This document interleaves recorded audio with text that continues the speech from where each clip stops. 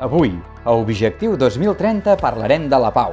Entrevistarem la Sílvia Urbina, de Justícia i Pau, i el repte farem un decàleg per la resolució pacífica de conflictes en el nostre dia a dia.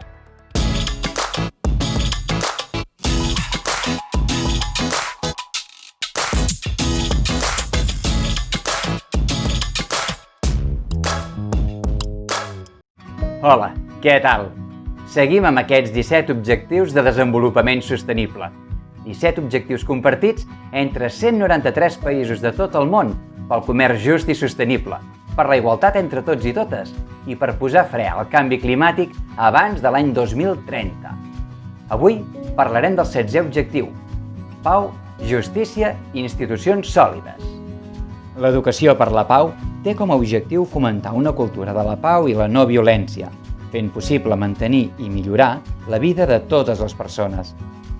La pau és un espai de convivència en què les persones puguin establir entre elles relacions de respecte i benestar, formant societats lliures i equitatives. Per parlar de l'ODS número 16, tenim la Sílvia Urbina, responsable de comunicació de Justícia i Pau. Hola, què tal, Sílvia? Hola, Joan, molt bé, i tu? Bé, mira, et volíem fer algunes preguntes. La primera, et volíem preguntar què entenem per una societat pacífica i inclusiva?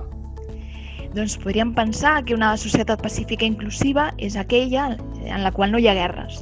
I en canvi seria una societat en la qual no hi ha desigualtats, en la qual no tractem a les persones de manera diferent pel seu color de pell o perquè són d'un altre sexe o perquè venen d'un altre país. I quines són les principals dificultats per aconseguir-la? Les principals dificultats o amenaces que ens podem trobar podrien ser dues, no? A destacar. La primera serien les polítiques injustes.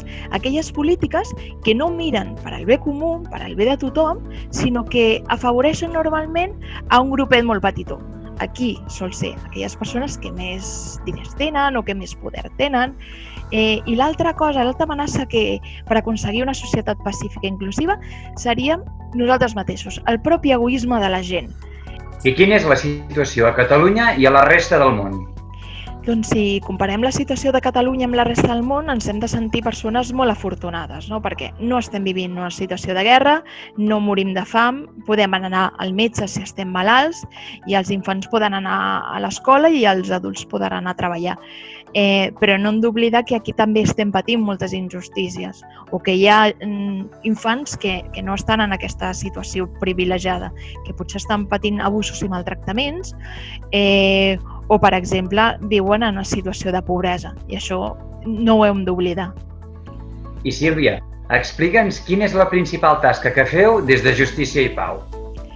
Doncs abans dèiem que hi ha gent que està tan malament que segurament sabem que no poden defensar els seus drets, no poden manifestar-se, a vegades no tenen dret a vot, no poden protestar per alguna cosa perquè la seva situació no s'ho permet.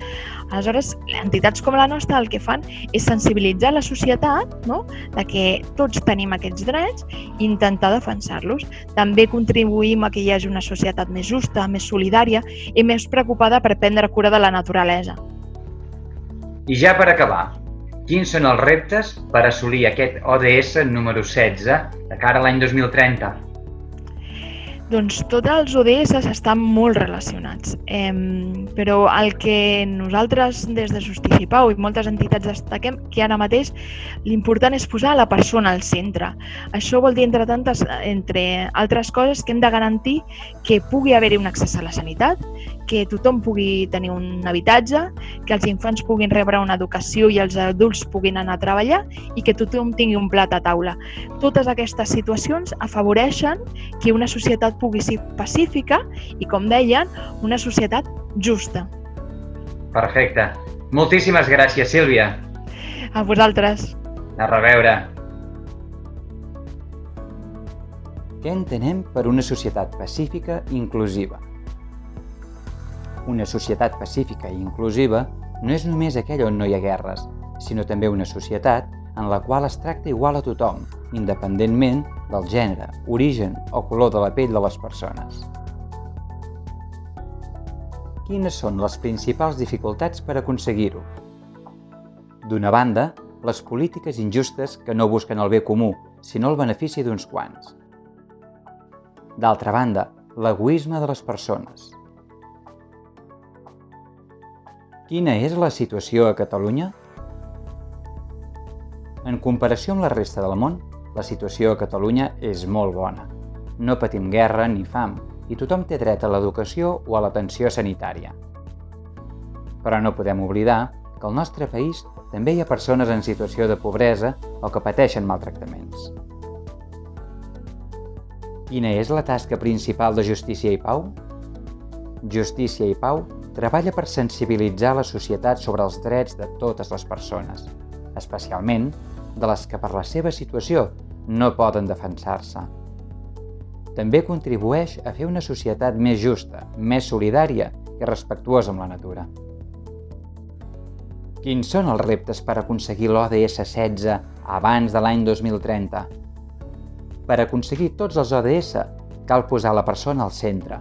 Això vol dir que ningú pateixi fam i que tothom tingui accés a l'habitatge, l'educació i la sanitat. Només si això es compleix, podrem tenir una societat justa i pacífica.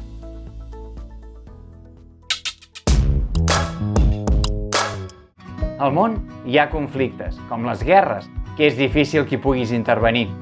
En d'altres, però, la solució depèn de tu. Et consideres una persona pacífica a l'hora de resoldre conflictes? Què pots fer per millorar? Comenta-ho amb la família, parla-ho amb la colla. Nosaltres et deixem algunes propostes. Deixa parlar els altres i escolta'ls amb atenció. Tothom té dret a exposar el seu punt de vista. Intenta entendre quines són les raons per les quals els altres pensen o fan les coses d'una determinada manera. Quan no estiguis d'acord amb algú, demana l'opinió de terceres persones de la teva confiança. Intenta proposar solucions que us beneficiïn els dos. Deixa passar un temps per reflexionar-hi. Si estàs molt empipat o empipada, compta de l'1 al 10 i intenta tranquil·litzar-te abans de dir ni fer res. Participa d'iniciatives que actuen per defensar la pau i la resolució no violenta dels conflictes. I a continuació, el repte. Tingues preparat paper i llapis o un mòbil o una tauleta per fotografiar la pantalla de la tele. Hola, què tal? Avui et proposem que facis el teu decàleg per la pau i la resolució pacífica de conflictes, on et compromets a tenir certs comportaments davant dels conflictes que et trobes en el dia a dia. Te'n recordes com es fa un decàleg? Primer, hauràs de fer una llista d'idees. Com més llarga, millor. Després, selecciona les que et semblin més adequades. Si dues o més es repeteixen, intenta unir-les en una sola. Normalment, un decàleg hauria de tenir 10 propostes. Redacta accions específiques, no massa generals, i expressa-les de manera clara.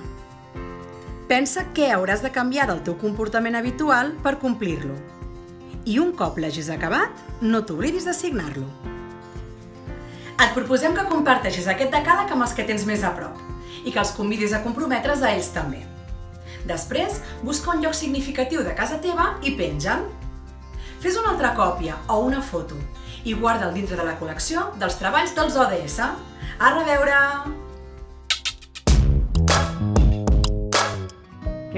Què t'ha semblat?